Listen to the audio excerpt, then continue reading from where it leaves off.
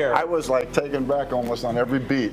Look, I know you've directed some big films, but the production out in that hallway, pretty professional. It's busy. We clearly spared no expense whatsoever. Horizon, an American Saga, Chapter 1 is Kevin's next project. And epic, it may not be a strong enough word really to describe it. It opens in theaters on June 28th. The story will continue then with Chapter 2 on August the 16th. Officially, Kevin, welcome. Nice to have you here. Great to have you. Thank you. With all of this. I enjoyed watching you at the Cannes Film Festival with your kids and you getting so emotional when they premiered the film. And you even getting teary-eyed during the whole thing. How do you describe like your feeling with that? Yeah, it was. I wasn't prepared for it. It's been a journey. It started, believe it or not, about 1988. Just thinking about this, almost trying to do it in 2003, and realizing that nobody wanted to make the one I had. So in typical fashion, I said I would make 4 more. And so everybody go, oh, well, let's deal with therapy before you go any farther, Kevin. So I did. With my partner, John Baird, we wrote 4 more, and no one wanted to do that. And ultimately, I turned to myself, and I thought, if I want to create things, I just have to look to myself, and I did. And I found myself in Cannes, in France, in a place, this is a very American story, but when it was over, the people stood and they began to clap and they didn't stop, and I was caught by surprise, and my children were with me and had not seen that level of emotion, and I didn't know. I just kind of kept it bottled up. The camera was about this close for about 8, 9 minutes, and finally I shut out the noise and I went backwards in my life. And I just started collecting the breadcrumbs that would lead me to a moment like that. Wow. And it was pretty special. I bet. And I was watching an old interview you did in 2000 with Michael Parkinson in the UK, and you talking about seeing how the West was won when you were 7 years old, and you were a city kid, and that kind of changed the trajectory of your life, that movie, didn't it? Without a doubt, it did. I went out and built 3 canoes. I went down the rivers that Lewis and Clark went. Our movies can do that to people. They can move people to certain things, and our movies do it all the time, and sometimes they don't do it at all. And it's not that they have to. They're not history lessons, they're not whatever, but movies, I think, when they work at their very best, are moments that we'll never forget.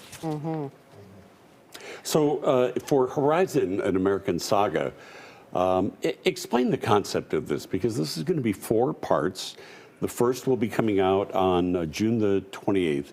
But this is the story of several families, several people, several individuals, all headed west for the hope of something better for themselves and their families. It's just the beginning. I mean, this march across this nation was over a couple hundred years, and it was difficult, and so many people just didn't make it. Learned on the backs of other people the level of experience. We talk about a term, manifest destiny, moving across the country, and really, when people would come across this country, they realized it was bigger, meaner, and just than they could even imagine. And once they were there, they weren't coming back. Goodbye meant goodbye. I mean, now we cross the country right in a plane. We have a meal, a movie, and a nap, and you got to put your seatbelt back on. When you said goodbye to your family back then, you weren't coming back. So what do you tell your family when you drag them out to a place where they don't even know how they're going to make it? And you simply say to them, we're going to be luckier than the people who didn't make it. And that's what we have told ourselves. That's the promise of America, that if we're strong enough, if we're tough enough, if we're resourceful enough, we'll make it.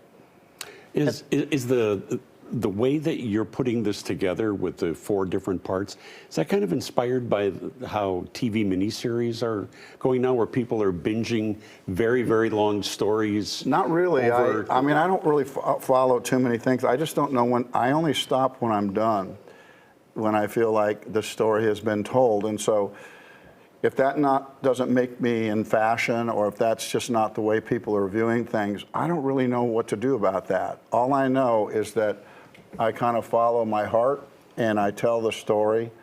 I do it with people in mind. I wish somebody had made this movie for me, This is about people wanting maybe take their kids to this movie. There's a level of violence that's very real, but when you look at your daughters and you look at your sons and you'll say, I do want you to see this because this is what happened. This is not a land in Disneyland, Frontierland. This is a place where people were on their own. And it's very heavy with women, our story. I don't know if you've seen it, but the women are the backbone of how this story is told. Incredibly strong women in this story. They're really performances inside a Western. I mean, acting performances. I think these women were extraordinary. And your son's in this movie, your 15-year-old son. Yeah, he was 13 when he was dead, and he has my name. That is his name. He had a good audition. My character. So I kind of, figured out a way to have him close. But he was beautiful, and every night we'd drive home, and he'd say, "How did I do?" And I said, "You did good." Yeah. Oh. All of the Sweet. performances. We'll talk more about it in a minute. We're going to take a quick break. Have you been able to see it? First, and We then haven't we'll been come able to right yet. back with more with Kevin Costner. That's right. And actually, I think we have Anna has something for Kevin here. Oh, So if yeah, you can our stick Around around Town here, she reporter, has something take a to show look you at here. this. I think. I do. Good morning. We are out in Tinley Park at an antique mall, and what are the odds that we would find the Spanish poster for Field of Dreams? Convenient. Campo de Sueños. I can tell you what it says. Yeah. Listen, Campaign to listen. Swinger. Kevin Costner, toda su vida, Rey Quincela goodness fue en busca de gracious. sus sueños. Un día, That's what sus happens when you sueños go look in people's vivieron por eyes. él. Campo de Sueños. Mr. Costner, She's this still poster can be talking. yours for $39. She will. That happens. How, Bring the poster Sorry, for us. I was trying to. get her some more coffee. I don't have $39. It's $39. It's not. Yeah, it's too Yeah, I much. don't have 39. Thanks, Anna. Hurry up, there's a line. Send it out.